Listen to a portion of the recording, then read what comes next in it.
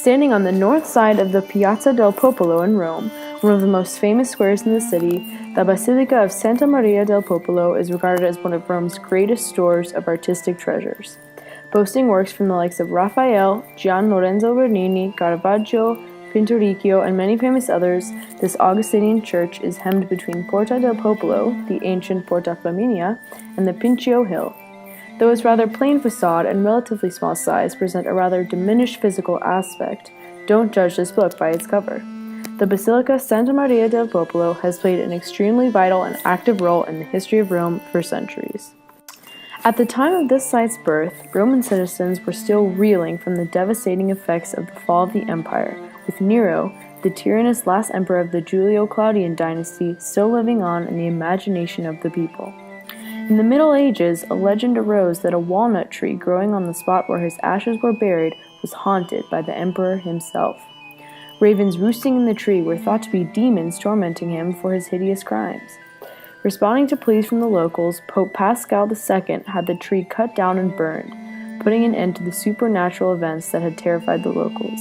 He then had a chapel built on that very site, dedicated to the Virgin, to commemorate the Crusaders' victory at Jerusalem. Ultimately, the chapel was named Saint Mary of the People, or Santa Maria del Popolo, and while some sources claim the name del Popolo comes from the Latin word populus, meaning poplar, and referring to a tree located nearby, the name is most commonly associated with the phrase of the people, deriving from the chapel's funding by the people of Rome. In 1227, due to the chapel's prominence along the Via Flaminia, as it was situated just inside the north gate of the Aurelian Wall, Pope Gregory IX enlarged the chapel and consecrated it as a church.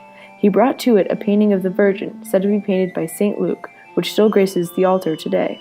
The church was then given to the Augustinian friars, who still oversee it in 1250. However, by the 15th century, both due in part to the return of the papacy in Rome in 1420 and to the decaying nature of the church and convent, Santa Maria del Popolo was reconstructed by Baccio Pontelli and Andrea Bregno from 1472 to 1477 on the orders of Pope Sixtus IV de Arovere, and was given to the Congregation of the Lombard Friars in Rome. The Lombard style of architecture present in the church's reconstruction was a direct result of the lead architect Andrea Bregno's involvement with the project, and is important to note as the result of the reconstruction was an early and excellent example of Italian Renaissance architecture, and a strong combination of both the Romanesque and Lombard architectural flavors. Later, from 1655 to 1660, the facade, or the front of the church, was modified by Gian Lorenzo Bernini, who was asked by Pope Alexander VII to update the Renaissance church to a more modern Baroque style. While the church doesn't exemplify the theatricality of some of the later Baroque works that characterized the Renaissance, it's important to note that this modification took place during the earlier years of this movement. Climbing up the steps to the main door of the basilica, we will take the most common path through this sacred space, beginning at the bottom of the southern aisle, the first aisle to one's right as they enter the church, and continuing up this aisle, across the transept, and then down the northern aisle, all the while stepping into numerous chapels along the way.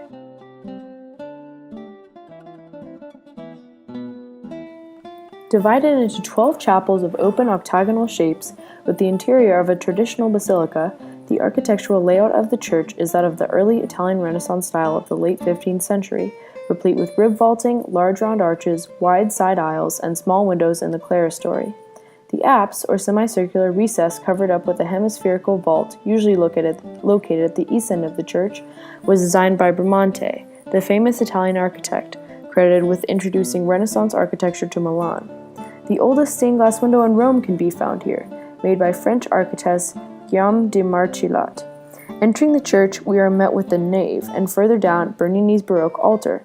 The stucco saints and angels above the arches draw the eye upward, a reminder of the Baroque accents of this time, furthermore displaying the contrast between the architecturally enhanced interior and the much simple exterior. However, while the unique simplicity of the basilica's architectural composition is a noted factor when thinking about Santa Maria del Popolo, what the church is most known for is its masterful artwork within the 12 chapels of its interior. 1484, just 11 years removed from the completion of the basilica's reconstruction, marked the infiltration of the first of the Italian masters, Pinturicchio, as he began to decorate numerous private chapels within the church.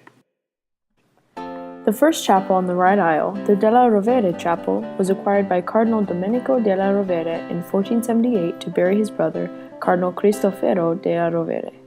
Domenico dedicated the chapel to the Virgin Mary, and when he later died 23 years later, was entombed in this chapel along with his brother. The decoration of the chapel is attributed to Pinturicchio, as is the main altarpiece, the exquisite The Adoration of the Child with St. Jerome. Moving on to the adjacent Saibo Chapel, also decorated by the famed Pinturicchio, this chapel was eventually rebuilt by Alderano Saibo between 1682 and 1687 according to the plans of Carlo Fontana, an Italian architect. This chapel is domed, this dome complete with a fresco by Luigi Garzi, the Eternal Father in Glory Among Angels. This chapel is particularly known for the beauty of its painting, the preciousness of its marble, and the importance of the artists involved in its construction. The next chapel, Basso della Rovere, was acquired by Cardinal Girolamo Basso della Rovere in 1484. He dedicated the chapel to St. Augustine and commissioned Pinturicchio to paint it with frescoes and paint an altarpiece. The acmes of this chapel include the frescoes of the Madonna and Child enthroned with Saints Augustine, Francis, Anthony of Padua, and the Assumption of the Virgin Mary on the first wall. The fourth chapel, the Costa Chapel, first belonged to Cardinal Domenico della Rovere. In 1488, Domenico sold the chapel to a familial ally, Cardinal Jorge da Costa. The most important works of art in this chapel are the paintings of the lunettes by the school of Pinturicchio depicting the four fathers of the church, St. Jerome, St. Ambrose, St. Augustine, and St. Gregory, as well as the marble altarpiece by Gian Cristofero Romano. Moving past the Faioli and Cicada chapels on the right-hand side of the transept, as they are both relatively insignificant relative to the artistic value most other chapels in this basilica hold, we move away from the southern aisle and into the transept. Above is the organ balcony and the tomb memorializing a cardinal, and in front is the magnificent altar. Placed at the heart of the church, enshrined over the high altar, we see the venerated Madonna del Popolo. Behind the altar, we've entered the retro choir, named simply because of its position behind the altar. And looking up towards the vault of the original choir bay rests some of Pinturicchio's most magnificent work. Moving now to the infamous Terrazzi Chapel, up the left aisle of the basilica, this space holds two of Caravaggio's most renowned works, the Crucifixion of Peter and the Conversion on the Way to Damascus. Acquired by Tiberio Terrazzi in 1600, he chose two prominent artists of the time, Michelangelo Merisi da Caravaggio and Annibale Carracci, who painted the Assumption of the Virgin Mary, to decorate his chapel, inciting a competitive spirit between the two painters to produce their best work, which they certainly did. With his innovative use of chiaroscuro, complete with his new chromatic style, these two paintings helped catapult Caravaggio into stardom, as well as brought a public awareness of the basilica that housed these majestic works. Up the left aisle sits both the Theodoli and Cibo Soderini chapels, the latter of which is known as the Chapel of Crucifixion. With these two spaces, we encounter a juxtaposition of ideals.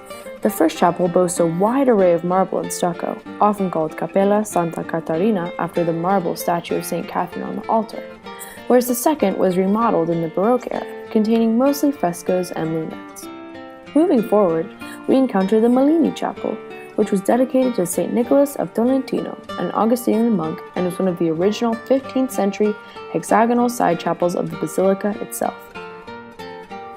The second to last chapel we encounter is that of the Chigi Chapel.